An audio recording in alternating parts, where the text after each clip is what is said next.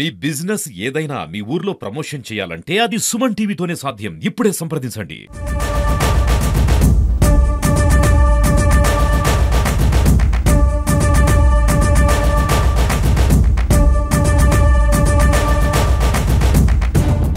యాదాద్రి భువనగిరి జిల్లా యాదగిరిగుట్ట మండలం కాచారం గ్రామం.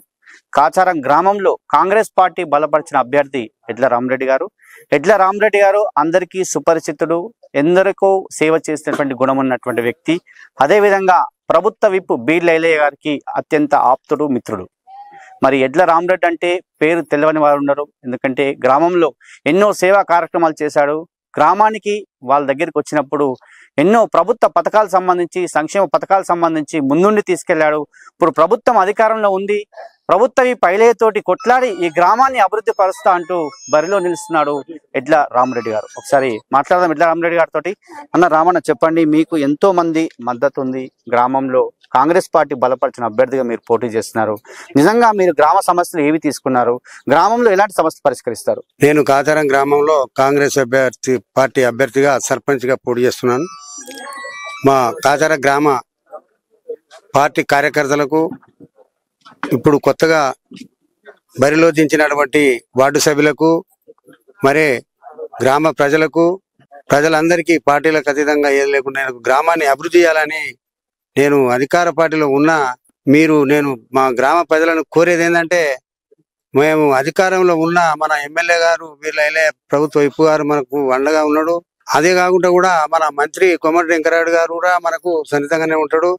నేను ఎక్కడ చూసినా కూడా, ఏడవపడ్డా కూడా రామరెడ్డి ఏడను దగ్గర తీసుకుని కవలించుకునేటువంటి వ్యక్తి. నాకు పార్టీతోని చాలా అందరూ పైన చేసేందుకు సహకారాలు ఉన్నాయి. నేను కాంగ్రెస్ పార్టీ అభ్యర్థిగా చేస్తున్నందుకు మీరందరూ, గ్రామ ప్రజలందరూ, నాది ఉంగరం గుర్తు వచ్చింది. ఆ ఉంగరం గుర్తు మీద ఓటేసి గ్రామ ప్రజలందరూ నన్ను ఆశీర్వదించినట్టయితే మీ కాచారం గ్రామం మన మండలంలోనే ముందస్థంలో అభివృద్ధిలో ముందుస్తానని నేను గ్రామ ప్రజలకు కూడా ప్రత్యేకంగా చెప్తున్నా. ఏదేమైనా మన ఎమ్మెల్యే గారు కూడా నాకు ఏం మాట ఇచ్చిందంటే, నువ్వు కాచారంలా నువ్వు సర్పంచ్ వై రా, నీ ఊరికి ఏ లోటుపాట్లున్నా నేను అన్ని నీకు ఏ దానికైనా నేనున్నా, నువ్వు మాట ఇచ్చి ప్రజలకు కూడా మాట ఇవ్వు. నీకు నేను మాట ఇస్తున్నా, నా మాట నీవు అక్కడ నిలబెట్టుకుంటావు, నీ మాట నువ్వు నిలబెట్టుకుంటావు, నా మాట నీ ముందు నేను నిలబెట్టుకుంటా. నీకు ఇప్పుడు ఏదైనా మీ కాచారం గ్రామంలో ఏదైతే అవసరాలు ఉన్నాయో, ఏది ఉంటా నువ్వు ఒక లిస్ట్ మీద రాసుకొచ్చి కూడా నాకు ఇవ్వు. దానికి అన్ని ఆ అవసరాలను తీర్చే బాధ్యత నాది అని మా ఎమ్మెల్యే గారు కూడా నాకు పూర్తి మాట ఇచ్చిండు. రెడ్డి గారు, చూస్తున్నాం గ్రామంలో ఎన్నో సమస్యలు ఉన్నాయి. ఎందుకంటే మీ ప్రభుత్వం వచ్చి 2 సంవత్సరాలు అయింది. ఇప్పటికే ఎన్నో సంక్షేమ పథకాలు అమల్లోకి వచ్చాయి. ఇందిరమ్మ ఇండ్లు కావచ్చు, రేషన్ కార్డులు కావచ్చు, సన్న బియ్యం కావచ్చు, మహిళా శక్తి పథకం కావచ్చు, వడ్డీ లేని రుణమాఫీ కావచ్చు, చెప్పుకుంటూ పోతే ఎన్నో పథకాలు ఉన్నాయి. మరి మీకు ఇప్పుడే చెప్పారు ఎమ్మెల్యే గారు, మీ గ్రామం నుంచి గెలిపించుకొని రండి అని చెప్పారు. నువ్వు గెలిస్తే నీకు ఎన్నో పథకాలు ఇస్తాను చెప్పినారు. మరి ప్రధానంగా ఇందిరమ్మ ఇండ్లు కావచ్చు, రేషన్ కార్డు సంబంధించి ప్రతి పేదవాడికి ఎలా సహాయం చేస్తావు? ఇప్పుడు గతంలో మాకు 60 ఇండ్లు మాకు శాంక్షన్ అయినాయి. ఏది ప్రజాపాలన కాంగ్రెస్ గవర్నమెంట్ వచ్చినాక. అయినా ఇప్పుడు మాకు ఒక 16 ఇండ్లు ఇచ్చిండు. మిగతా ఇండ్లు కూడా సెకండ్ విడతల మొత్తం ఇస్తాడు. ఇప్పుడు ఏదైతే లీస్ట్ అవుట్ అయిందో, లీస్ట్లో లేని కూడా ఇంకేమైనా ప్రజలకు అవసరం, ఆయనే నిజంగా అరుడై ఉంటే ఆయన కూడా ఇద్దాం, దానికి ఇబ్బంది లేదని అదొక మాట చెప్పిండు. మాకు గతంలో ఎప్పుడు కూడా మా చెరువు ఉండే, మా చెరువు నిండాలంటే దాదాపుగా వర్షాకాలం ప్రభావంతోనే నిండే చెరువు. అయినా కూడా ఎమ్మెల్యే గారు గెలిచినాక మాకు ఈ ఏదైతే ఈ యొక్క ఆ నీళ్లు రావడానికి, అప్పుడు నీళ్లు ఇవన్నీ వదిలేసారు కదా ప్రాజెక్టు నుంచి, కాళేశ్వరం ప్రాజెక్టు నుంచి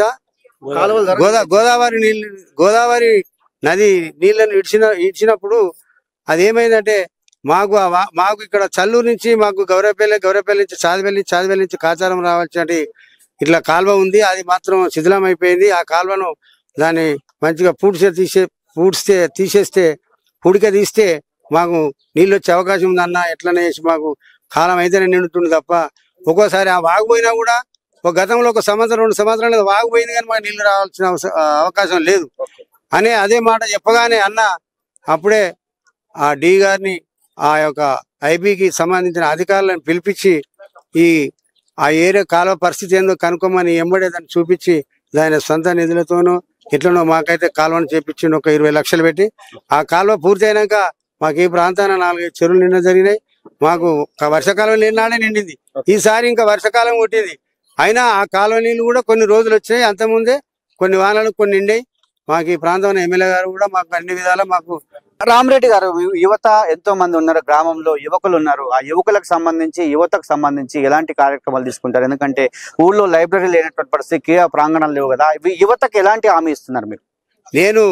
నన్ను సర్పంచ్ని గెలిపించిన కాచారం గ్రామంలో ఉన్నటువంటి ప్రజలకు ముఖ్యంగా నేను చెప్పేది ఏంటంటే, యువతకు కూడా ఎలాంటి వసతులు కల్పించాలో, వాళ్ళ కోరికల మేరకు ఏం కావాలో మరి మాకు అలాంటి నా దృష్టికి తీసుకొచ్చినట్టయితే నేను ఎమ్మెల్యే గారి దృష్టికి తీసుకుపోయి వాళ్లకు అవసరాలను తీర్చి నేను ముందుకు పోతానని కూడా సభాముఖంగా చెప్తున్నా. ప్రధానంగా రామరెడ్డి గారు, ఇక్కడ ఈ ఊళ్ళో బడుగు బలహీన వర్గాలకు చెందినటువంటి వ్యక్తులు ఉన్నారు. మరి కుల సంఘాల భవనాలు కూడా లేనటువంటి పరిస్థితి ఈ ఊర్లో ఉంది. మరి దానికి సంబంధించి ఎమ్మెల్యే గారితో మాట్లాడి కుల సంఘాల భవనాలే కావచ్చు, దేవాలయాలే కావచ్చు, అదే విధంగా పాఠశాల కూడా సరిగా లేనటువంటి పరిస్థితి, ఇవన్నీ కూడా చేసి చూపిస్తారా? అన్ని మాకు గతంలో ఎస్సీ కాలనీలో 30 సంవత్సరాల కింద ఎస్సీ కాలనీలో ఒక భవనం కట్టరు. అయినా అది మొత్తం శిథిలం అయిపోయింది. దాన్ని డిస్మెంటల్ చేసి వాళ్ళు మళ్ళా పోయిన గవర్నమెంట్ లో మీకు ఒక శాంక్షన్ అయిందని వాళ్ళు చెప్పడం జరిగింది.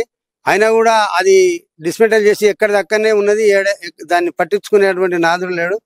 అయినా ఇప్పుడు ఈ కాంగ్రెస్ గవర్నమెంట్ వచ్చినాక, మన ఎమ్మెల్యే గారు గెలిచినాక మా ఎస్సీ కాలనీలో కూడా ఒకటి కమిటాలు మాకు శాంక్షన్ చేపించిండు. అది శాంక్షన్ అయింది. దానికి వర్క్ కూడా నడుస్తుంది. ఈ ఎలక్షన్ కోడ్ వల్ల కొద్దిగా పనులు జరగడం లేదు. అవి అటు తొందరనే తీరుస్తాం. ఇప్పుడు దానికి ఇంకా కూడా ఏ సంఘాలకు కావాల్సినటువంటి సమస్యలు ఉన్నా కూడా నేను ఎమ్మెల్యే గారి దృష్టికి తీసుకుపోయి ఆయన దగ్గర ఉన్నటువంటి నాకు మాట ఇచ్చిన ప్రకారంగా అందరు కూడా నేను సహకారం చేస్తానని నేను మనం చేస్తాను. చివరిగా రామరెడ్డి గారు, ప్రజల కోసం, బీదవారి కోసం, బడుగు బలహీన వర్గాల కోసము మీరు ప్రధానంగా గెలవగానే మొట్టమొదటిగా ఏ కార్యక్రమం శ్రీకారం చుట్టే అవకాశం ఉంది? మొదటంటే మాకు ఇప్పుడు ప్రధానంగా మా విలేజ్ కి దాదాపు ఇంకా కొన్ని సీసీ రోడ్లు కావాలి. ఇంకొక 50 ఇండ్లు కావాలి. ఆ ఇండ్ల సమస్యనంగా, సీసీ రోడ్ల సమస్యనంగా మేము ఎంబడే తీర్చిదిద్దాం. మా గతంలో కూడా 10 సంవత్సరాల సంది కూడా మాకు గుట్ట డిపో దగ్గర 10 కిలోమీటర్లు, అయినా మాకు బస్సు రావడం లేదు. మా విలేజ్ లో ఒక్కరు కూడా అటువంటి అవకాశం కలుగుతలేదు. మా మహిళలకు మరి చాలా ఇబ్బంది అవుతుంది. మాకు కూడా ఒక ఫ్రీ బస్సు కావాలని ఎమ్మెల్యే గారిను మేము చాలా ఒత్తిడి చేసి ఆయన తన దృష్టికి తీసుకుపోయి మేము చెప్పగానే ఎంబడే మరి మాకు కూడా బస్సు కావాలి అనే దాని మీద మేము గట్టిగా మళ్ళా ఎమ్మెల్యే గారు ఇట్లా అంటుండంటే కూడా దాన్ని స్పందించి ఎట్లయినా నువ్వు అక్కడ బస్సు తీసుకుపోవాలని నా మాటకు ఆయనను నాకు విలువనిచ్చి ఆ బస్సును పంపించి, ఆ బస్సు ఇట్లా ఈ సాదివేలి గుట్ట నుంచి అటు వంగపల్లి అటు జనగాం పోయే బస్సును ఒక బస్సు ఇటు మాకు మాసపేట కాచారం పై ఆలేరు ఇట్లా పెట్టారు. ఆ బస్సుకు దాదాపు అది సిద్దిపేట దాకా పోతాయి. మా ఊళ్ళే సిద్దిపేట పోవాలంటే కాచారం నుంచి ఆలేరులో ఆటో ఎక్కేది. ఆలేరులో ఆటో ఎక్కి సమయం అనుకుంటే సిద్దిపేట బస్సు లేకపోతే జనగాం పోయేది. జనగాంలో బస్సు దిగి జనగాంలో సిద్దిపేట బస్సు ఎక్కేటువంటి పరిస్థితి ఉండే. ఇవాళ మా ఊర్లే ఇంటి ముంగట బస్సు ఎక్కితే సిద్దిపేట దాకా బస్సులోకి వెళ్ళి కాలు కింద అడుగు పెట్టకుండా పోయేటువంటి పరిస్థితి వచ్చింది. అది మా కాచారం గ్రామ ప్రజలకు చాలా మేలు జరిగింది. ఇది మా ఎమ్మెల్యే గారు పుణ్యమే. దీనికి ఇటువంటి ఏళ్ళున్న ప్రజల కోసం అవసరపడే పనులు ఏమున్నా కూడా నీకు నేను ఏదానికైనా సిద్ధంగా ఉన్నానని కూడా ఎమ్మెల్యే గారు చెప్పిండు. చేసేందుకు కూడా నేను సిద్ధంగా ఉన్నా. గత 10 సంవత్సరాల్లో కాచారం గ్రామం అభివృద్ధి జరగలేదు. ఎందుకంటే 10 సంవత్సరాలు ఉన్నటువంటి పాలకులు కాచారాన్ని పట్టించుకోలేదు. రోడ్లు లేనటువంటి పరిస్థితి, డ్రైనేజ్ లేనటువంటి పరిస్థితి, ఇందిరమ్మ ఇండ్లు లేనటువంటి పరిస్థితి. మరి ఈ పరిస్థితుల్లో నన్ను గెలిపించినట్లయితే, నా ఉంగరం గుర్తుకు ఓటేసి గెలిపించినట్లయితే ఖచ్చితంగా కాచారాన్ని అభివృద్ధి పరుస్తా. ఇప్పటికే ప్రభుత్వ విప్ ఎమ్మెల్యే బీలేలే గారితో మాట్లాడాను. మీ ఊర్లో ఏ సమస్య ఉంది ఆ సమస్యలన్నీ రాసుకొనిరా, ఖచ్చితంగా నువ్వు గెలుచుకొనిరా. గెలిస్తే మాత్రం ఖచ్చితంగా కాచారాన్ని యాదగిరిగుట్ట మండలంలో ఒక అద్భుత గ్రామంగా తీర్చిదిద్దుతాము. అదేవిధంగా ఈ గ్రామాన్ని ఒక మోడల్ విలేజ్ గా తీర్చిదిద్దుతాము. ఎట్లా రామరెడ్డి గారు చాలా అనుభవం ఉన్నటువంటి వ్యక్తి. ఎందుకంటే చాలా సీనియర్ నాయకులు, ఇక్కడ కాదు మంత్రి వరకు కూడా గుర్తుపట్టేటువంటి వ్యక్తి. కాబట్టి ఈ వ్యక్తికి అవకాశం ఇచ్చినట్లయితే గ్రామం అభివృద్ధి పరుస్తుంది. యువకుల కోసమే కావచ్చు, ప్రతి పేదవాడి కోసం, బడుగు బలహీన వర్గాల కోసం నేను ఈ గ్రామాన్ని అభివృద్ధి పరుస్తా. కాబట్టి ఈ ఒక్కసారి నాకు కాంగ్రెస్ పార్టీ బలపరిచిన అభ్యర్థి కాబట్టి, ప్రభుత్వం మన అధికారంలో ఉంది కాబట్టి ఖచ్చితంగా నాకు ఓటేసి ఉంగరం గుర్తుపై ఓటేసి ఈసారి అవకాశం ఇవ్వాలని చెప్పి ఎడ్ల రామరెడ్డి గారు సుమన్ టీవీతో చెప్పడం జరిగింది. గ్రామస్తులు కూడా చాలా ఆనందంగా ఉన్నారు. చాలా మంది ఈసారి ఎడ్ల రామరెడ్డి గారిని బలపరుస్తాము, ఎడ్ల రామరెడ్డి గారిని గెలిపించుకుంటాము, ఆయనైతేనే పనులు చేస్తారు, గ్రామం అభివృద్ధి పడతారని చెప్పి చాలా మంది మనతో చెప్పినట్టు విషయం. ఇది ఇక్కడ గురునాథ్తో శరత్, కాచారం గ్రామం.